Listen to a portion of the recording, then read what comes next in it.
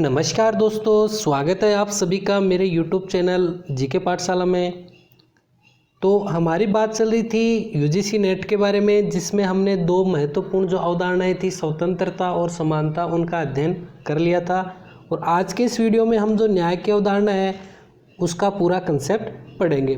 तो न्याय की जो अवधारणा है उसके हम 3 पार्ट लेकर चलेंगे, जिसमें फर्स्ट पार्ट वो होगा प्राचीन काल में जो न्याय की अवधारणा थी वो किस प्रकार थी। सेकंड पार्ट वो होगा मध्यकाल में जो न्याय की अवधारणा, और जो थर्ड पार्ट है वो आएगा आधुनिक काल। यानी प्राचीन काल से संबंधित आप ये देखो, प्लेटो से पूर्व है, प्लेटो और अरस्तु तक का। और मध्यकाल की बात करें तो मध्यकाल में जैसे राज्य का प्रभुत्व आ गया था, मैकियावेली का जो समय चल रहा था उस समय, और बीच में जो चर्च का प्रभुत्व आया था सेंट ऑगस्टाइन के उस समय। और आधुनिक की बात करें तो आधुनिक जैसे जॉन रॉल्स का न्याय सिद्धांत है, रॉबर्ट नोजिक का न्याय सिद्धांत है, ये समतावादी स्वेच्छातंत्रवादी विचारक न्याय के बारे में क्या अपने विचार व्यक्त करते हैं, इन सभी के बारे में इस वीडियो में आज अध्ययन करेंगे। तो चलिए शुरू करते हैं आज के इस वीडियो को। तो न्याय को अंग्रेजी भाषा में क्या कहते हैं? जस्टिस कहते हैं। और जिसकी उत्पत्ति किस से हुई है? लैटिन भाषा के जस्टिस या शब्द से हुई है, और जिसका शाब्दिक अर्थ क्या होता है? बांधना या जोड़ना या कानूनी रूप से सही होना। अगर न्याय की बात करें, जैसे प्राचीन काल से ही न्याय की बात करें, तो उस समय न्याय का अर्थ लिया जाता था कि कोई व्यक्ति है वो सद चरित्र का है, अच्छे चरित्र का है, तो उसको न्यायपरक मान लिया जाता था। किसी भी चीज़ का फैसला करवाना होता था वो उसी से करवाया जाता था कि भाई ये अच्छा आदमी है, उच्च चरित्र का आदमी है।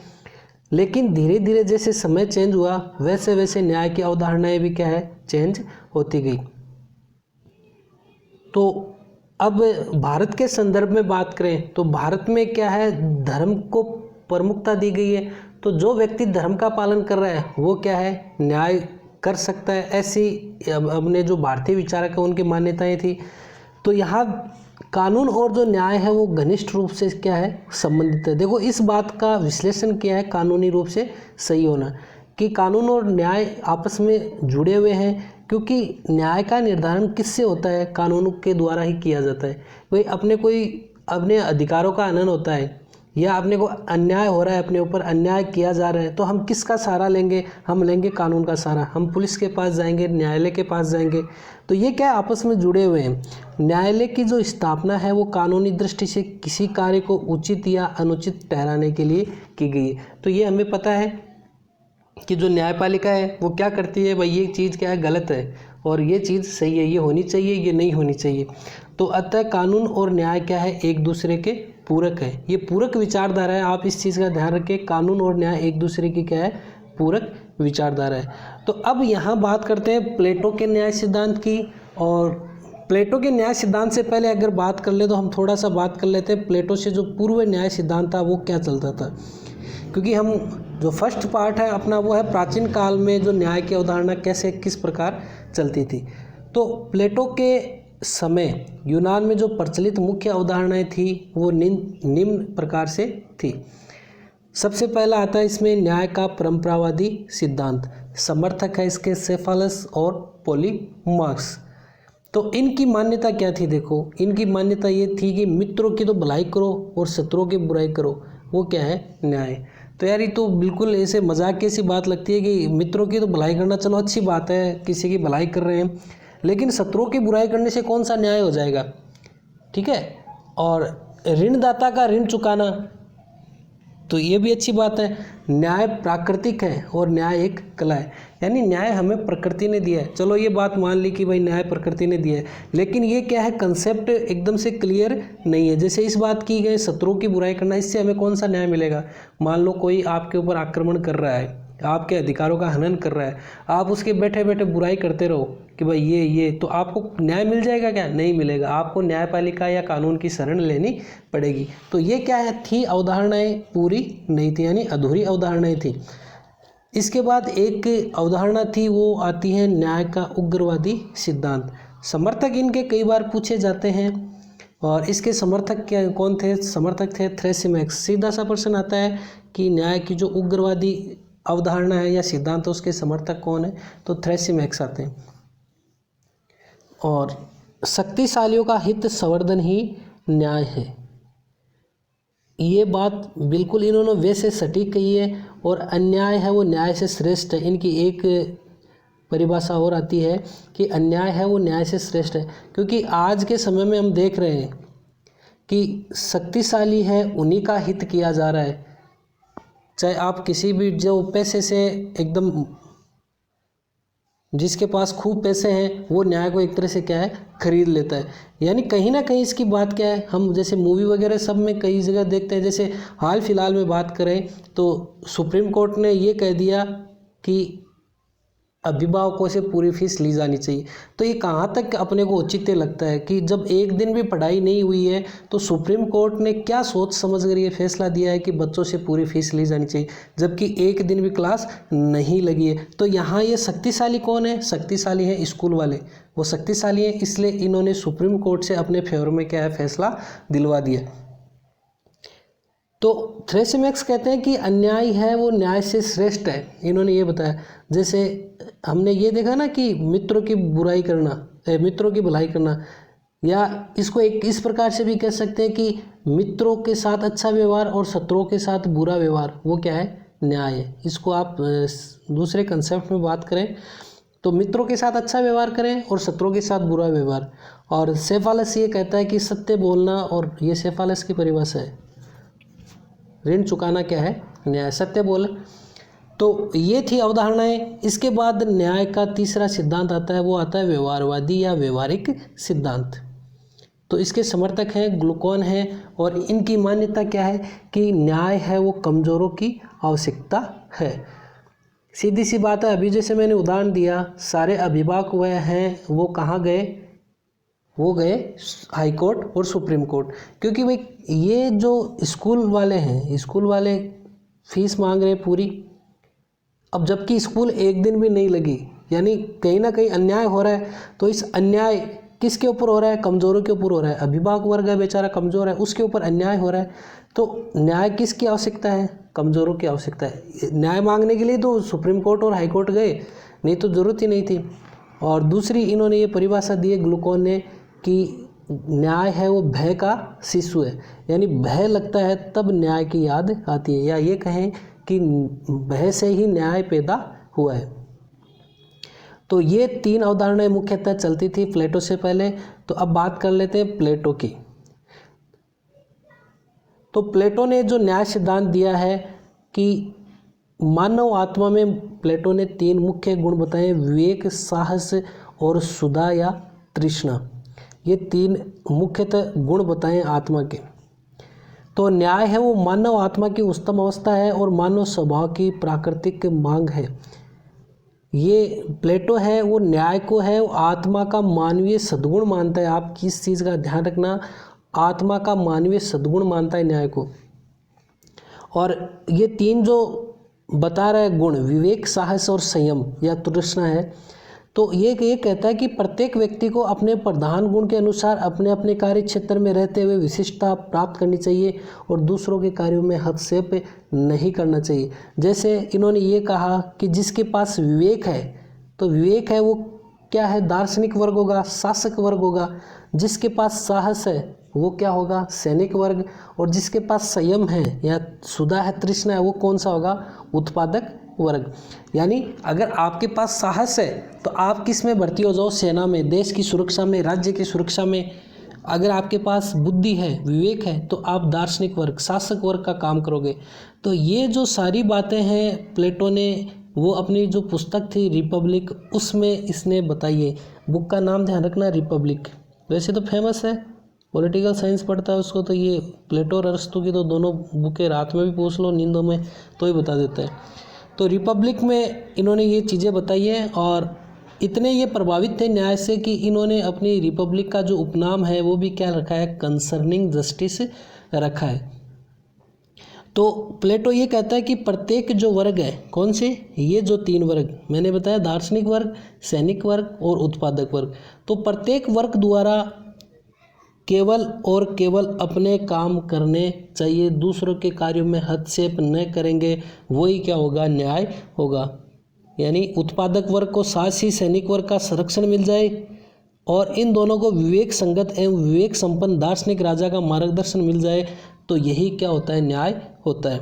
यानी जो उत्पादक, जो तृष्णा वाले थे, संयम वाले थे, उनको अगर सुरक्षा मिल जाए और सुरक्षा के साथ साथ एक विवेक संगत यानी इनका जो लीडर है वो अच्छा हो, तो फिर क्या होगा, यही क्या होगा, न्याय होगा। और ये आपस में क्या है, एक दूसरे के कार्यों में हस्तक्षेप ना करें। तो इन्होंने देखो 2 सिद्धांत बताए न्याय की, मुख्यतः 2 विशेषताएं बताई कि कार्य विशिष्टीकरण एवं श्रम विभाजन।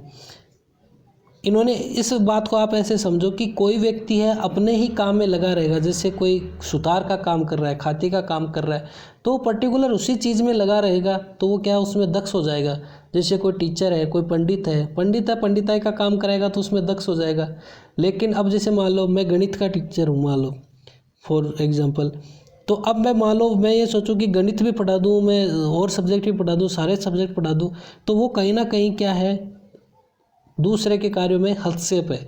और दूसरे के कार्यों में हस्तक्षेप है यानी मेरे में वो जो विशिष्टता है, वो जो शार्पनेस है, वो कभी नहीं आ पाएगी। तो एक तो इनका ये था कि श्रम विभाजन होना चाहिए कि भाई पंडित है वो पंडित का ही काम करे, जो कुम्हार है वो कुम्हार का काम करे, टीचर है टीचर का काम करे, सुनार है सोने का काम करे। तो श्रम का विभाजन हो ताकि लोगों में क्या दक्षता आ जाए। पंडिताई का ही काम करेगा लगातार तो उसमें क्या है, दक्षता आ जाएगी। हस्तक्षेप ये सिद्धांत यानी किसी दूसरे के कार्यों में हस्तक्षेप ना करे, यही क्या है प्लेटो के न्याय सिद्धांत की मुख्यतः 2 विशेषताएं। और प्लेटो ने अपनी पुस्तक रिपब्लिक का जो दूसरा नाम क्या रखा था, डिकाइसन यानी कंसर्निंग जस्टिस, न्याय से संबंध। तो ये था प्लेटो का न्याय सिद्धांत। तो मैं इसकी PDF भी आपको अवेलेबल करवा दूंगा, आप मेरे टेलीग्राम चैनल है वहाँ जुड़ सकते हैं, जीके पाठशाला आप सर्च करोगे तो आपको मिल जाएगा। अब दूसरे न्याय सिद्धांत की बात करें तो वो आता है अरस्तु का न्याय सिद्धांत। ये हमने वैसे पढ़ रखे हैं, लेकिन ये चैप्टर क्या थे, अलग अलग थे, डिवाइड थे, तो मैंने इनको सबको क्या कंबाइन कर दिया है ताकि वीडियो भले ही थोड़ा सा लंबा होगा लेकिन एक ही बार में आपको सारी चीज़ें क्या हो जाएंगी, क्लियर हो जाएंगी। तो अरस्तु का न्याय सिद्धांत, तो प्लेटो के चेले थे अरस्तु। तो अरस्तु ने न्याय को देखो 2 भागों में विभाजित किया है। पहला है वितरणात्मक न्याय और दूसरा है सुधारात्मक न्याय। तो वितरणात्मक क्या कहता है, जैसे वितरण नाम से ही पता चल रहा है, वितरण यानी जो समाज के संसाधन है, चाहे जो भी लाभ है, पद है, वितरण, उनका वितरण है वो योग्यता के आधार पर किया जाना चाहिए। यानी ये विधायिका का विचार क्षेत्र है। सभी पुरस्कार और पदों का वितरण योग्यता के अनुसार होना चाहिए। जो व्यक्ति राज्य को जितना योगदान दे सकता है, राज्य से उसी अनुपात में प्राप्त करे। यानी कहने का मतलब है कि अधिक योग्य को अधिक लाभ, कम योग्य व्यक्ति को कम लाभ और समान योग्यता वाले व्यक्तियों को समान लाभ मिलना चाहिए। कहने का मतलब समान लोगों के साथ समान व्यवहार, इसका सीधा सा मतलब यह है। और ये विधायिका के विचार क्षेत्र में आता है। ये चीज़ ध्यान रखना, वितरणात्मक न्याय है वो किसके क्षेत्र में आता है, ये विधायिका के विचार क्षेत्र में आता है। दूसरा है सुधारात्मक न्याय। सुधार नाम से पता चल रहा है, सुधार अगर हो रहा है उसमें, यानी जो व्यवस्था प्रचलित है, अब सुधार करेगा कौन, सुधार करेगी न्यायपालिका। यानी ये किसका है, न्यायपालिका का विचार क्षेत्र है। तो प्रचलित व्यवस्था जो चल रही है उसको बरकरार रखने में अगर कोई उल्लंघन कर रहा है, या इस व्यवस्था जो चल रही है, जो व्यवस्था पर्टिकुलर सिस्टम चल रहा है उसका कोई उल्लंघन करता है, तो उसको सज़ा देना ही क्या है, सुधारात्मक न्याय की श्रेणी में आता है। और ये न्यायपालिका के विचार क्षेत्र में आता है। यानी पारस्परिक लेन देन के किसी पक्ष का नुकसान हुआ है तो उसकी क्षतिपूर्ति होनी चाहिए। अर्थात पारस्परिक रूप से कोई व्यक्ति कमज़ोर रह गया है तो उसको विशेष रियायत भी क्या है, देनी चाहिए। यानी कुछ ये सुधार के ऊपर भी क्या है, जोर देता है। भाई नुकसान अगर हो रहा है तो इनका ये कहना है कि सुधार होना चाहिए लोगों में। भाई अब एक पक्ष कमज़ोर रह गया, एक बहुत ज़्यादा तेज चला गया है, तो कहीं ना कहीं ये न्यायपालिका या न्यायपालिका का क्षेत्र है कि वो उनके बीच कुछ समानता का भाव लाए। तो अब बात करते हैं, ये तो थी प्राचीन काल की अवधारणा। अब बात करते हैं मध्यकाल की जो न्याय अवधारणा है उसके बारे में। तो मध्यकाल की जो अवधारणा है उसके बारे में हम बात करते हैं, जिसमें मुख्यतः आते हैं सेंट ऑगस्टाइन, जिसमें ये उस समय क्या था, कि चर्च का प्रभुत्व था, यानी चर्च का बोलबाला था। तो मध्यकाल की अवधारणा में जैसे सेंट ऑगस्टाइन आते हैं, थॉमस एक्विनास आते हैं, इनका नाम मुख्यतः आता है। तो ये कहते थे कि चर्च के आदेशों की पालना, भाई संत हैं तो संत तो यही कहेंगे कि जो चर्च है, चर्च के आदेशों की पालना करना ही क्या है, न्याय है। और राज्य को भी क्या है, चर्च के अधीन होना चाहिए। यानी ये समय जो मध्यकाल का एक समय ऐसा आया था जब राज्य किसके अधीन हो गया था, पोप की सत्ता के अधीन हो गया था, चर्च की सत्ता के अधीन हो गया था। तो सेंट ऑगस्टाइन ये कहते हैं कि जिन राज्यों में न्याय नहीं होता वे राज्य डाकुओं के झुंड बनकर रह जाते हैं। इम्पोर्टेंट परिभाषा है, अक्सर परिभाषा एग्जाम में पूछी जाती है। दूसरी चीज़ यहाँ कौटिल्य की आती है, तो जो राजा प्रजा को न्याय नहीं दे सकता वह शीघ्र ही क्या हो जाता है, नष्ट हो जाता है। और डेविड ह्यूम की परिभाषा आती है कि कानून का पालन करना ही क्या है, न्याय। ये तो क्या है, कानून से संबंधित है। यहाँ थॉमस एक्विनास की बात करें हम, तो थॉमस एक्विनास ये कहते हैं कि राजा द्वारा न्याय देने का अर्थ है कि प्रत्येक व्यक्ति को अधिकार देने की क्या है, सनातन इच्छा। थॉमस एक्विनास को मध्य युग का अरस्तु भी कहा जाता है। तो मध्यकाल की हमारी बात चल रही थी, तो इसमें क्या है, राज्य चर्च के अधीन आ गया था। फिर धीरे धीरे जब राज्य का प्रभुत्व आया, तो राज्य का प्रभुत्व आया तब ये चर्च वगैरह सब किसके अधीन हो गए, राज्य के अधीन हो गए। तो राज्य का प्रभुत्व मध्यकाल में आया तो चर्च हो गया राज्य के अधीन। और ये विचारधारा किसका समर्थन कर रही थी, फिर राज्य का समर्थन कर रही थी। तो इसमें जैसे कौटिल्य का नाम आता है, जो हमने परिभाषा इसकी देख ली। मैकियावेली का आता है।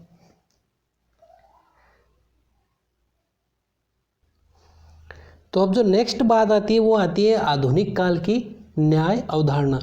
तो आधुनिक काल की जो न्याय अवधारणा है वो थोड़ी सी क्या है, विस्तृत हो गई है। तो वर्तमान समय में जो न्याय है उसका संबंध किससे रह गया है, सिर्फ और सिर्फ संसाधनों के वितरण से। यानी वितरण किस प्रकार से है वही क्या है, न्याय है। जिसमें औपचारिक एक तो प्रक्रियात्मक न्याय आता है, यानी जिसकी प्रक्रिया अच्छी हो, समान प्रक्रिया स्थापित हो, वो है प्रक्रियात्मक न्याय। और दूसरी चीज़ आती है तात्विक न्याय। तो तात्विक न्याय का मतलब है कि वितरण के स्तर पर जब काम हो जाए वो आती है तात्विक न्याय।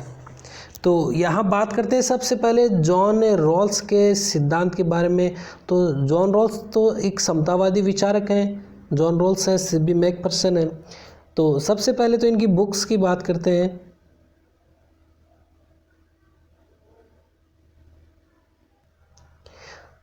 तो बुक्स हैं इनकी, एक तो ए थ्योरी ऑफ जस्टिस 1971 में और पॉलिटिकल लिबरलिज्म 1993। एक थ्योरी ऑफ जस्टिस आती है, वो आती है परियान बेरी की। तो जॉन रॉल्स महोदय क्या कहते हैं कि न्याय की समस्या क्या है, प्राथमिक वस्तुओं के न्यायपूर्ण वितरण से है। तो प्राथमिक वस्तुओं से देखो यहाँ ये क्या तात्पर्य लेते हैं, प्राथमिक वस्तुएं अधिकार है, स्वतंत्रता है, आत्मसम्मान है, इनको क्या कहा है इन्होंने, प्राथमिक वस्तुएं कहा है। भाई अधिकारों के वितरण में अगर गड़बड़ी होगी, इनके वितरण में अगर कुछ ऊंच नीच होगी तो फिर न्याय की समस्या आनी ही आनी है। एक व्यक्ति को ज़्यादा अधिकार मिल गए, एक को कम मिल गए, तो कहीं ना कहीं न्याय प्रभावित हुआ है। स्वतंत्रता किसी को ज़्यादा मिल गई, किसी को कम मिल गई, तो भी क्या है, न्याय कहीं ना कहीं प्रभावित हुआ है। तो ये कहते हैं कि प्राथमिक वस्तुओं के न्यायपूर्ण वितरण से इसका सीधा सीधा संबंध है। और जॉन रॉल्स ये कहते हैं कि न्याय समाज का क्या है, प्रमुख सद्गुण है। और इनका एक कंसेप्ट आता है कि उचित का स्थान शुभ से पहले है। एक ये भी ध्यान रखना कि उचित का स्थान किससे पहले है, शुभ से पहले है। तो शुभ अशुभ कोई मायने नहीं रखता, सबसे जो मायने रखता है वो उचित जो चीज़ है वो पहले ही आएगी। तो न्याय के अतिरिक्त भी समाज में अन्य और भी सद्गुण होते हैं, लेकिन अन्यायपूर्ण समाज क्या विशेष रूप से निंदनीय होता है।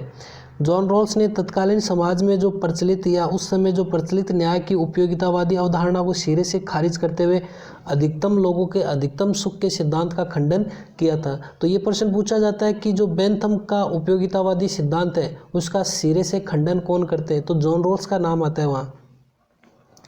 तो जॉन रॉल्स ये कहते हैं कि सुखी के सुख को बढ़ाकर दुखी लोगों के दुख का हिसाब बराबर नहीं किया जा सकता। यानी इन्होंने ये बताया कि मान लो कोई कड़ी है, जैसे भैंस बांधने वाली सांकड़ मान लो आप, तो अगर उस सांकल की सारी कड़ियाँ मजबूत है तो मजबूत को आप और मजबूत बना रहे हो, कोई फ़ायदा नहीं हो रहा है।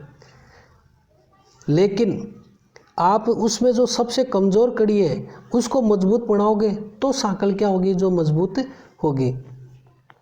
तो रॉल्स ने मार्क्सवादी विचारकों की भांति किसी प्रकार की क्रांति का समर्थन नहीं किया, बल्कि समाज में व्याप्त जो असमानता है उसको न्यायपूर्ण बनाने हेतु इस असमानता को ही एक नए न्यायपूर्ण सांचे में डालने हेतु विशेष तर्क प्रणाली विकसित की थी। तो इन्होंने किसी क्रांति के बारे में नहीं बताया, एक मार्क्सवादियों की भांति। मार्क्सवादी तो क्या सीधा सा संबंध किससे करते हैं, क्रांति से करते हैं। तो इन्होंने एक तो ये बताया कि आप जो पहले से जिसका पेट भरा हुआ है उसको और खाना खिला रहे हो तो कोई मतलब नहीं है, लेकिन जो एक भूखा है उसको बेचारे को रोटी मिलेगी तो उसको कितना असीम सुख मिलेगा, वो ज़्यादा इम्पोर्टेंट है। तो इन्होंने मूल अवस्था का सिद्धांत दिया था जॉन रॉल्स ने, और ये लॉक से प्रभावित होकर, जॉन लॉक से, जो समझौतावादी विचारक हैं जॉन लॉक, इनके सामाजिक अनुबंधन के सिद्धांत के आधार पर मूल अवस्था की संकल्पना दी थी। जैसे ये समझौतावादी विचारक देते हैं ना, हॉब्स, लॉक, रूसो, उसी हिसाब से इन्होंने भी एक मूल अवस्था का सिद्धांत बताया था। तो इस सिद्धांत के अनुसार वर्तमान समाज में मौजूद सभी लोगों को यदि ऐसे नियम बनाने की जिम्मेदारी सौंपी जाए जिससे समाज में न्याय की स्थापना होती हो, तो सभी लोग अपने हित को ध्यान में रखकर इस प्रकार के नियम बनाएंगे। भाई, नियम बनाने की वर्तमान समाज के लोगों को अगर जिम्मेदारी सौंपेंगे तो सब अपने अपने हित को ध्यान में रखकर, भाई सीधी सी बात है, नियम बनाएंगे, जिससे क्या है, ज़्यादा अपने को फायदा हो। तो रॉल्स ने अपनी मूल अवस्था के इस सिद्धांत में यह कल्पना की है। अब देखो यहाँ आ गई फिर कल्पना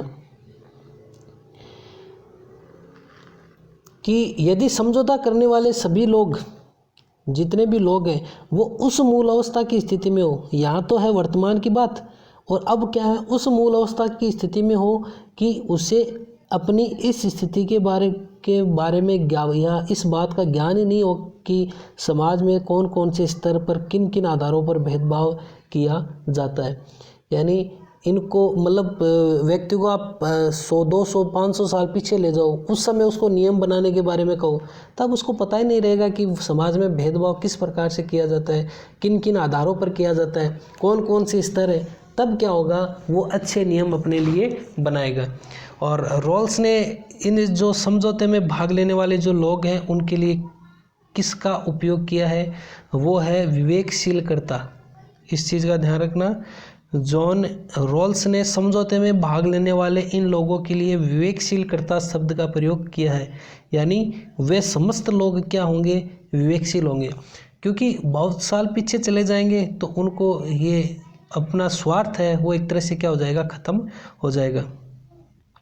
तो रंग के आधार पर तथा अन्य किसी आधार पर उन्हें भेदभाव के आधार ज्ञात न होने के कारण समझौते पर इसका कोई प्रभाव नहीं पड़ेगा। और समस्त प्रकार के भेदभाव से अनजान व अज्ञानता की इस स्थिति को रॉल्स ने किसकी संज्ञा दी है, अज्ञानता का आवरण या अज्ञानता का पर्दा सिद्धांत कहा है। तो ये पूछा जाता है कि अज्ञानता का पर्दा सिद्धांत किसका है, तो जॉन रॉल्स का है। और